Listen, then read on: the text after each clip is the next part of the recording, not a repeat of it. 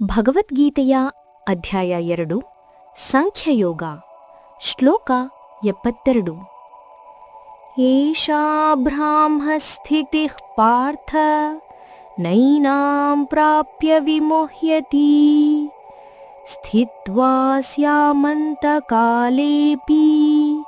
ಬ್ರಹ್ಮನಿರ್ವಾಣಮೃಚ್ಛತಿ. ಕನ್ನಡ ಅನುವಾದ: ಹೇ ಪಾರ್ಥ, ಈ ಸ್ಥಿತಿಯೇ ಬ್ರಹ್ಮಸ್ಥಿತಿ, ಪರಮಾತ್ಮನ ಶಾಂತಸ್ಥಿತಿ. ಯಾರಾದರೂ ಈ ಸ್ಥಿತಿಯನ್ನು ಹೊಂದಿದರೆ ಅವನು ಯಾವಾಗಲೂ ಮೋಹಗೊಳ್ಳುವುದಿಲ್ಲ.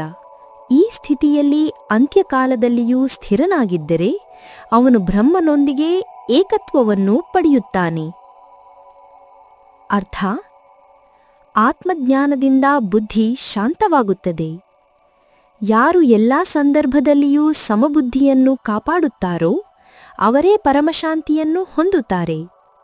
ಇಂತಹ ವ್ಯಕ್ತಿ ಮರಣದ ವೇಳೆಯಲ್ಲಿಯೂ ಪರಮಾತ್ಮನಲ್ಲೇ ಲೀನನಾಗುತ್ತಾನೆ ಎಂದು ಈ ಶ್ಲೋಕದಲ್ಲಿ ಶ್ರೀಕೃಷ್ಣನು ಹೇಳುತ್ತಾರೆ.